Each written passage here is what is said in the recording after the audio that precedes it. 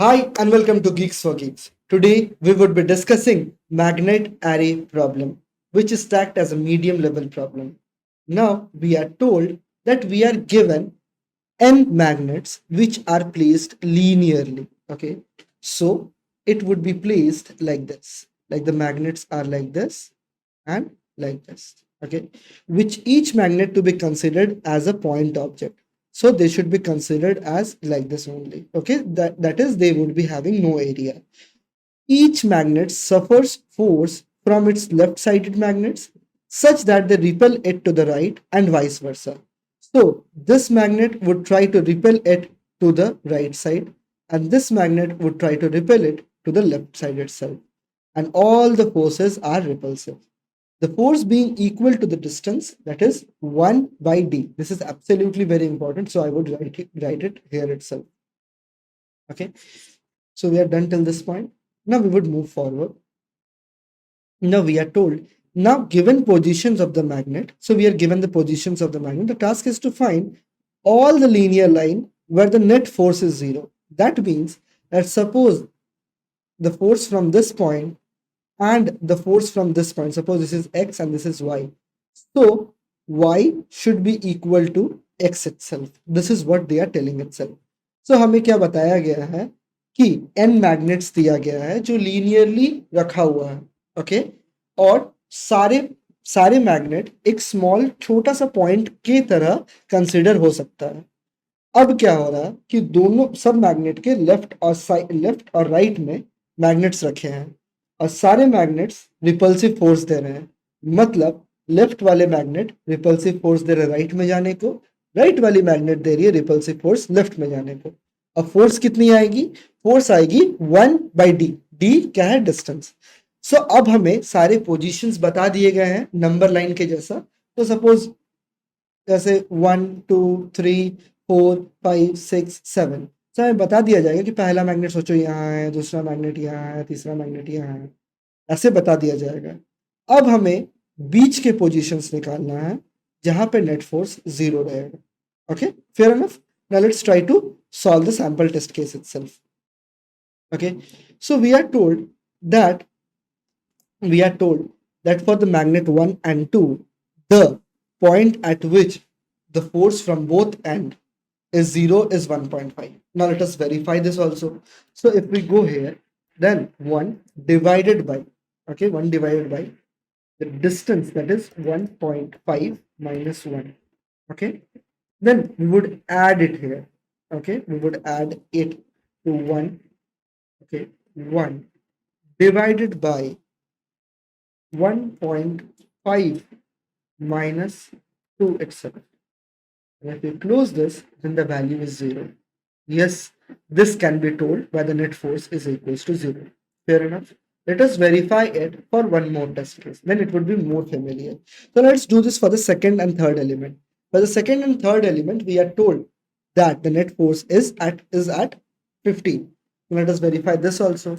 So we can verify this by 1 divided by 15 minus 0. Fair enough. 15 minus 0 plus 1 divided by 15 minus 10.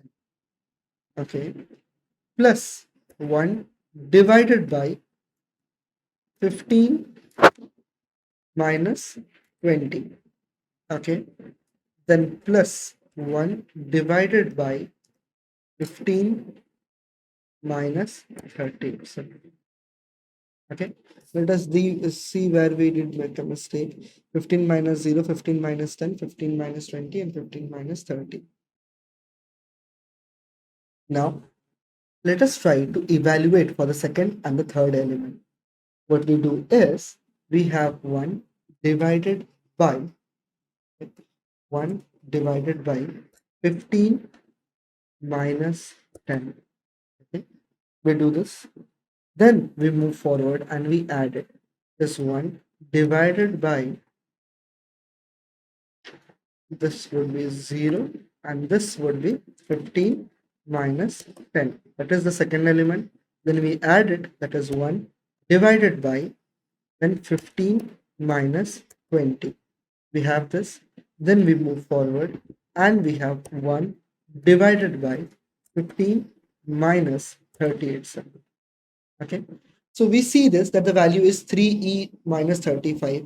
So if we just see this value that we divide, so till this value, what was the point? Let us see this. Okay, so then it would start making more sense. Okay, so if we just remove this, say TRL plus X, the value is 0.66. Okay, now we would just remove this and we would see the value of the last element, that is minus 0.66. So minus 0.66, and this would also happen as the value is very large, so it is defined as 3e something. Fair enough. This is why we can say that yes, it is the equilibrium point. So what I did basically is, first I calculated till the second last element, and adding the last element would make is making the digit very long. So I just showed you that the first one is this and the last one is this. So we'll just do a minus. See, this is 0.66, and if we just add this, that is minus 0.66. That is why the value altogether is 0. So yes, this is also equilibrium point, and it is fair enough. So now let us talk about this problem. To solve this problem, suppose we have a magnet here, we have a magnet here. Then we need to find a point at which the repulsive force is 0, the net force is 0. So suppose what we basically do in our childhood, if we want to find at what point they are 0, we played this. So what we would do is we would first keep this, we would keep this and we would check if it is moving in any direction or not. We would keep this and check if it is moving in any direction or not. What is moving in any direction? That is, the force is either positive or negative. If it is positive, it would move in this direction. If it's negative, it would move in this direction. And if it is 0, it would remain at its same position. So what we basically did was we tried to move it left and right.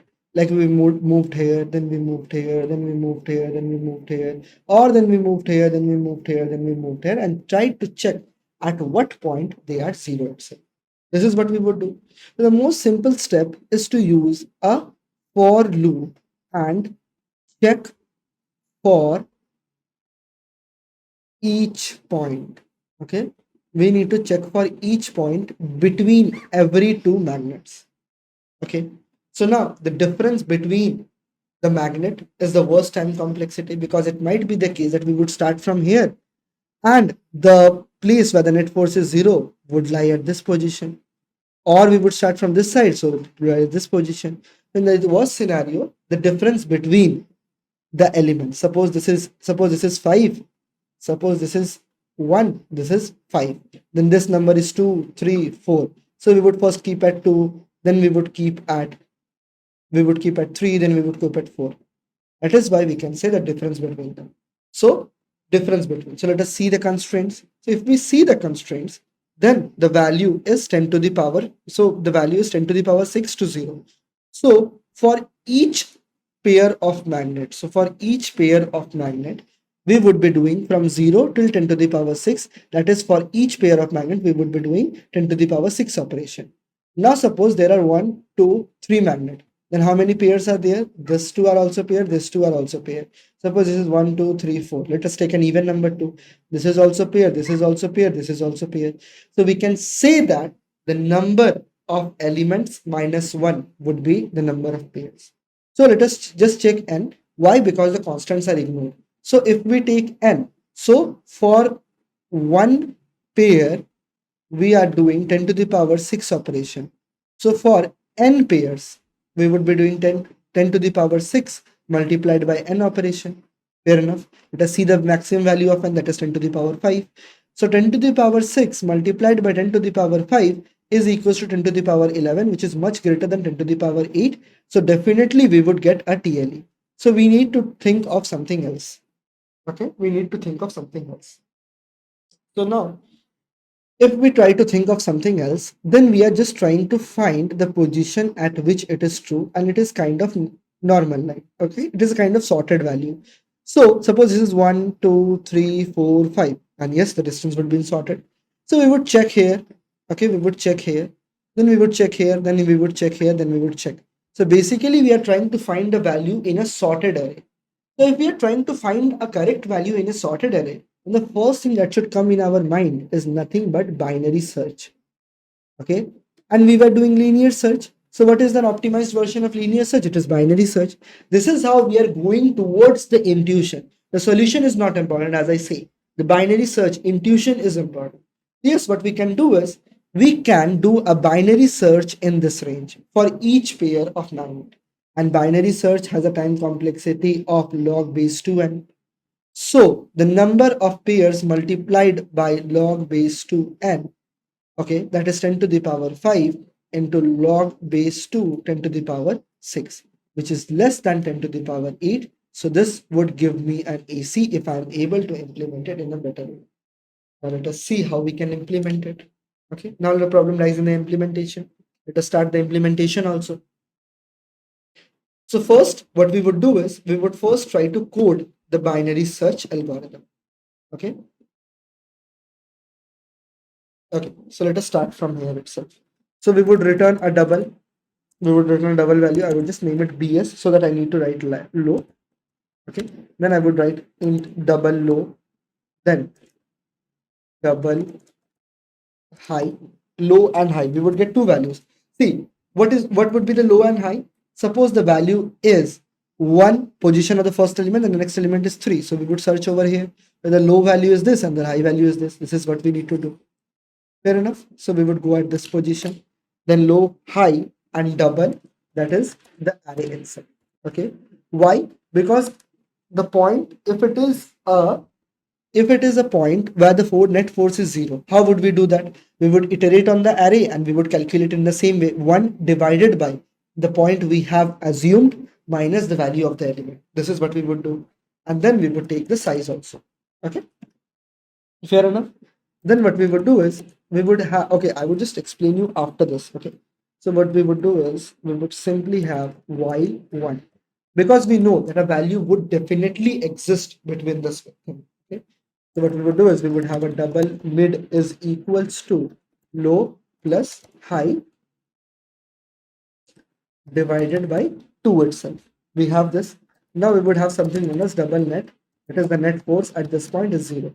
If it is positive or negative, we would ignore that, else it is 0. Okay. We have this.